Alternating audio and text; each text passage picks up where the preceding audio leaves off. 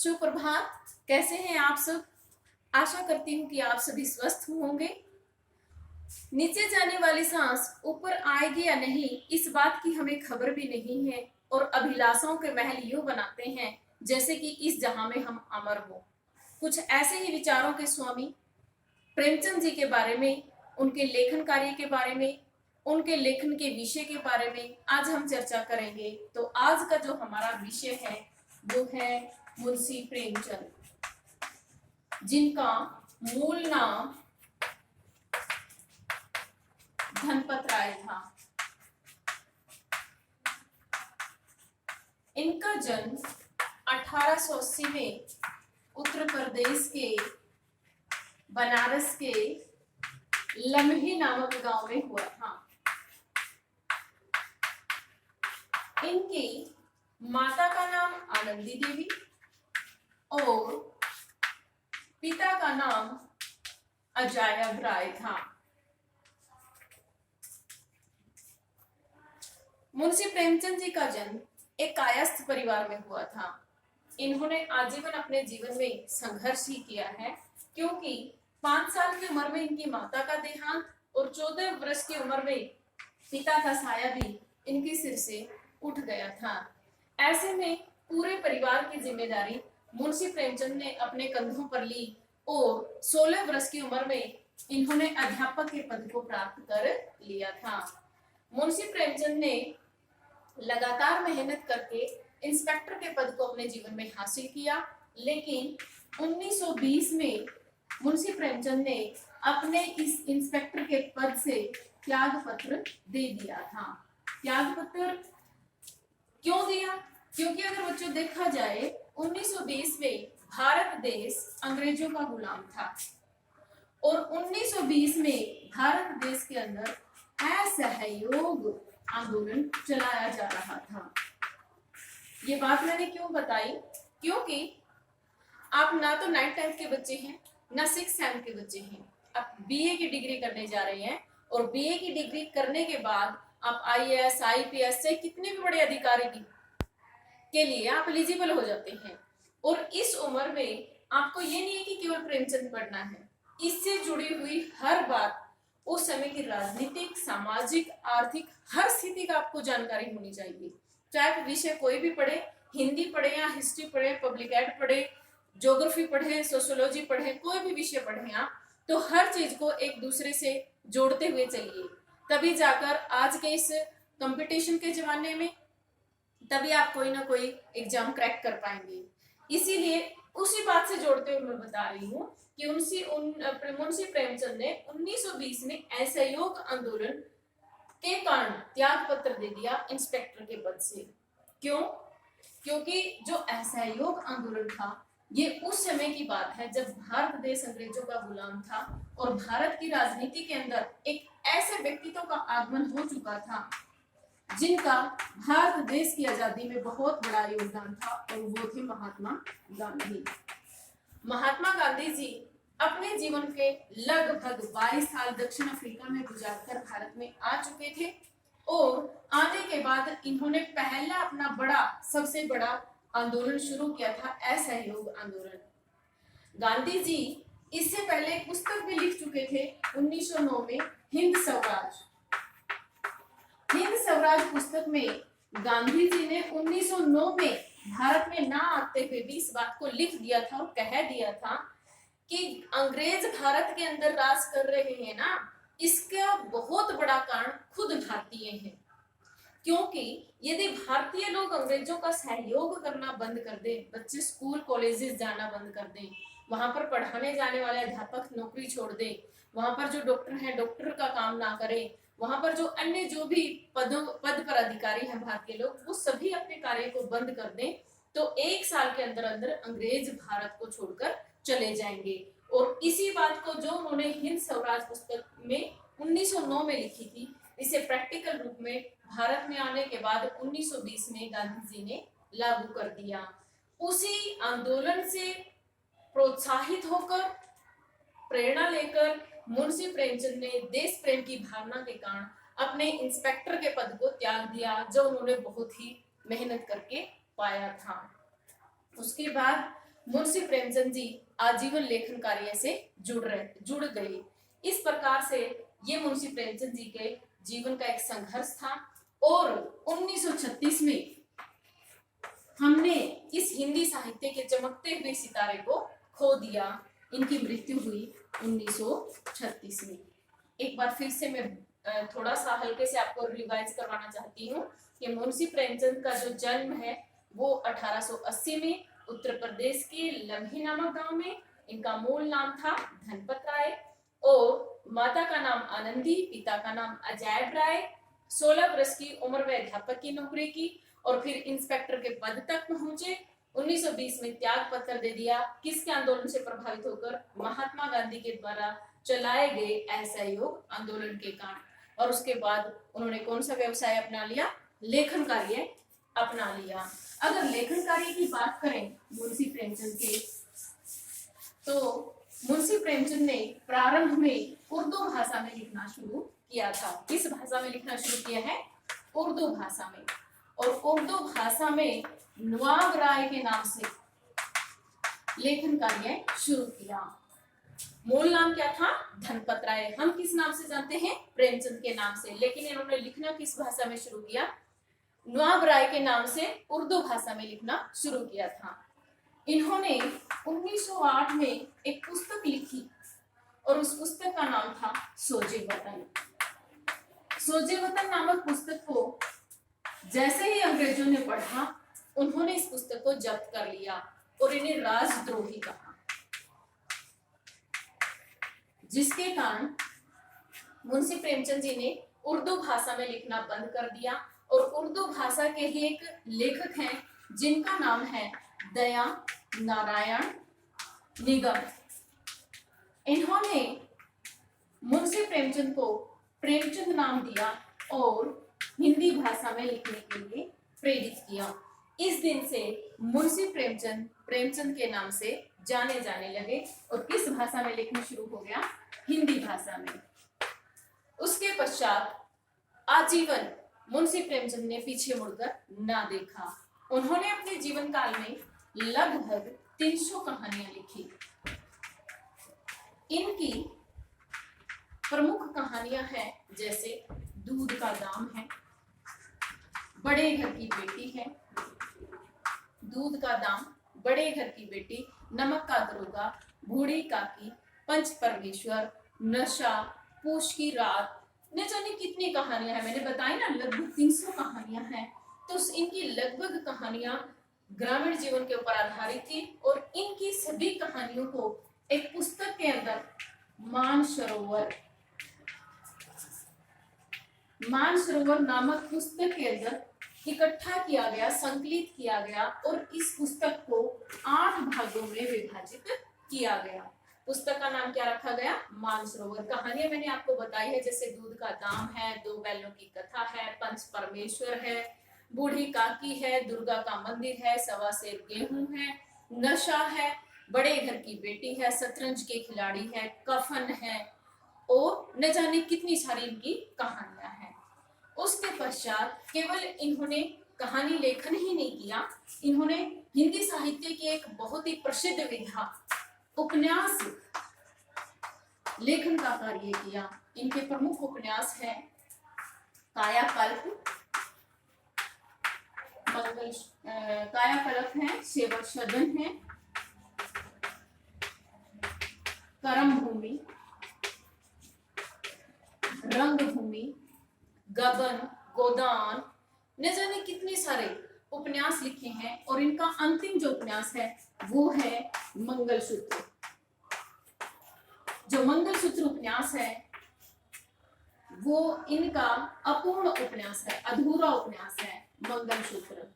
और इनका जो सबसे प्रसिद्ध उपन्यास है उसका नाम है गोदान। गोदान जो उपन्यास है, इसको भारतीय ग्रामीण जीवन का इसमें यथार्थ चित्रण, ज्यों का त्यों चित्रण, उन परिस्थितियों का चित्रण, उन सभी स्थितियों का चित्रण इस उपन्यास में किया गया है। यानी कि किसान जीवन की महागाथा इस उपन्यास को कहा जा सकता है। इनके जो आमतौर पर जो इनके उपन्यास है वो किसी भी जो आपकी प्रतियोगी परीक्षाएं होती है उसमें किसी भी उपन्यास का नाम दिया जा सकता है। गबन है, निर्मला है, प्रतिज्ञा है, बहुत सारे इनके उपन्यास हैं। जैसे निर्मला जो प्रतिज्ञा है उस समय की एक बहुत ही यूं कह सकते हो कुरीति जो समाज की है, अनमेल विवाह की जो समस्या है, वो समस्या का चित्रण किया गया है निर्मला उपन्यास के अंदर। तो इन्होंने अपने जीवन में इसी कारण से बांग्ला भाषा के जो प्रसिद्ध उपन्यासकार हैं शरत चंद्र जी ने बांग्ला भाषा के उपन्यासकार हैं शरत चंद्र जी ने इन्हें उपन्यास सम्राट की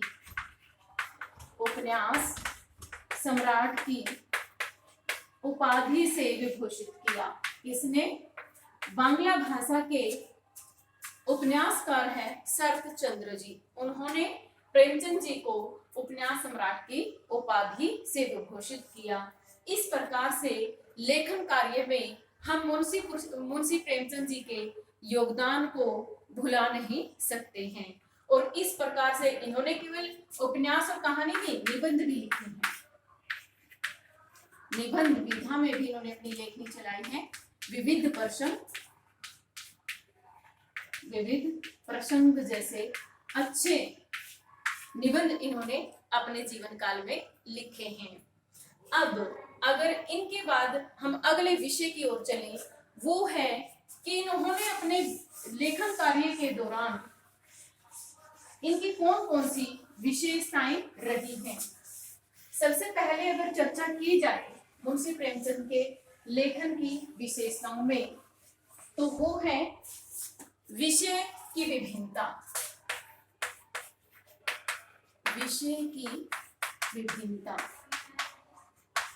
मुंशी प्रेमचंद ने अपने जीवन में किसी एक विषय को नहीं, विभिन्न समस्याओं को अपनी रचनाओं के माध्यम से, चाहे वो कहानी है चाहे वो उपन्यास है, विभिन्न समस्याओं को अपनी रचनाओं में उठाया है। जैसे मैंने आपको बताया है कि निर्मला में अनमेल समस्या को उठाया है, गोदान है जो उसके अंदर ग्रामीण जीवन की समस्याओं को उठाया है, किस प्रकार से किसानों का शोषण जमींदारों के द्वारा, पूंजीपतियों के द्वारा, सरकारी कर्मचारियों के द्वारा किया जा रहा है, उनसे लगान लिया जा रहा है। तो उन सभी समस्याओं का जाति पाति हर प्रकार की पूछ की रात जो कहानी है उसमें किस प्रकार से दिखाया गया है कि एक ग्रामीण जो जीवन है, किसान का जो जीवन है, कितना दुविधा से भरा हुआ है। उसी प्रकार से अगर किसी हम ले सकते हैं किसी अन्य कहानी को, जैसे ईदगाह को ले सकते हैं। ईदगाह कहानी में हिंदू और मुसलमानों का जो त्योहार है, ईद के त्योहार का चित्रण किया गया है और एक छोटे से बच्चे के माध्यम से किस प्रकार से उस समय की स्थिति का चित्रण, गरीबी का चित्रण अपनी कहानियों के माध्यम से किया है। और इनके विषय में प्रसिद्ध आलोचक हजारी प्रसाद द्विवेदी ने कहा ही है, हजारी प्रसाद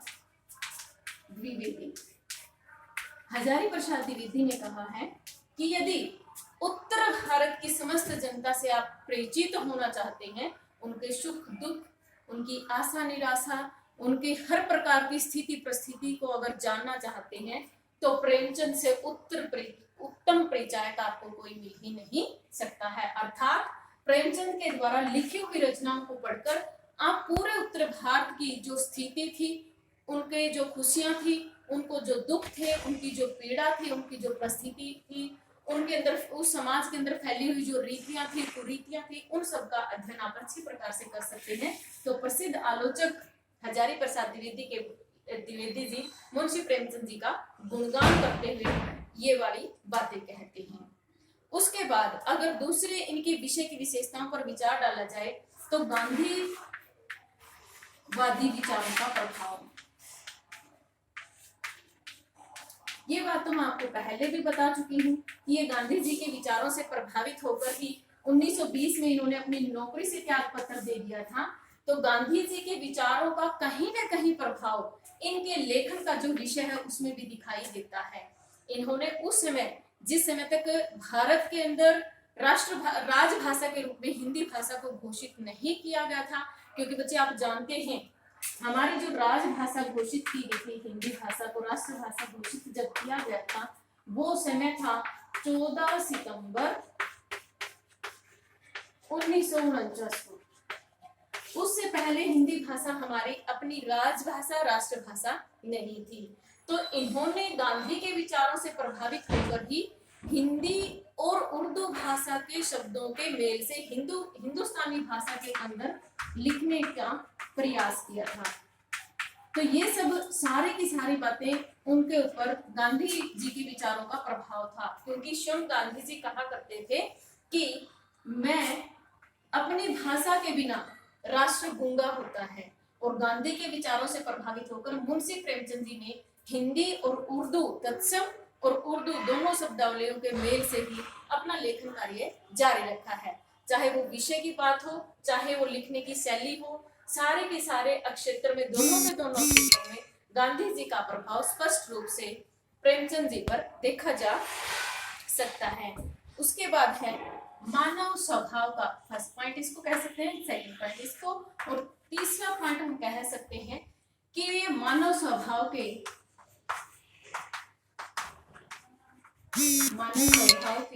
मनोविज्ञानिक थे।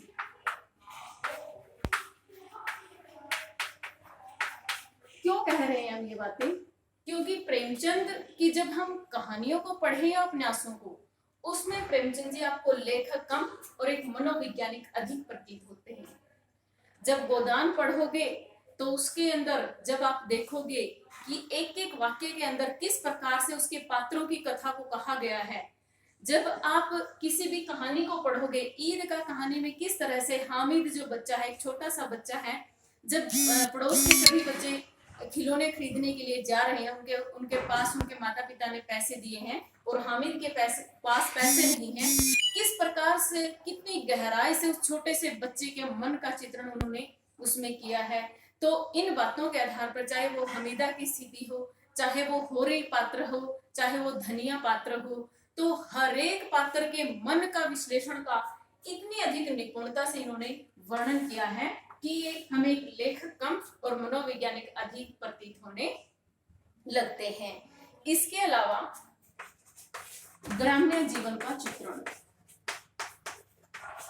ग्राम्य जीवन का चित्रण का मतलब है मुंशी प्रेमचंद जी ने अपनी रचनाओं में ग्रामीण जीवन का, क्योंकि मैं ये बात पहले भी बता चुकी हूँ कि हजारी प्रसाद द्विवेदी ने कहा कि उत्तर भारत की, मैं यूं नहीं कह रही कि केवल अमीर लोगों की या गरीब लोगों की, उन्होंने किया सारे समाज का चित्रण है, लेकिन कहीं ना कहीं अधिकता उसमें ग्रामीण जीवन के चित्रण की अधिक रही है। चाहे आप उसमें पूछ की रात कहानी को ले सकते हैं,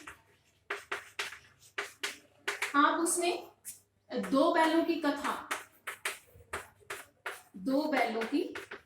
किस प्रकार से एक ग्रामीण किसान का अपने बैलों के प्रति आत्मीयता के संबंध को इन्होंने दिखाया है। तो इन कहानियों के माध्यम से गोदान नामक, जो जिसे किसान के जीवन का महाकाव्य ही कहा जाता है, गोदान नामक उपन्यास को पढ़कर तो हमें पता चल ही जाता है कि इन्होंने अपने जीवन में ग्रामीण जीवन शैली का बहुत ही सुसज्जित तरीके से, बहुत ही सुंदर शब्दों के साथ, बहुत ही अंदर गहराई तक की बातों को इन्होंने अपनी रचनाओं के अंदर डालने का प्रयास किया है। उसके बाद है पात्र और चरित्र चित्रण। पात्र और चरित्र चित्रण की बात करें, पात्रों का चरित्र चित्रण,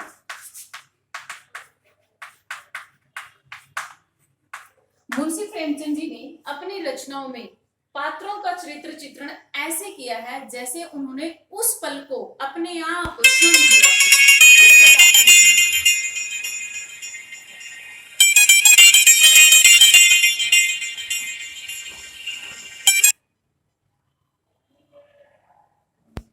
इस प्रकार से उन्होंने चित्रण किया है।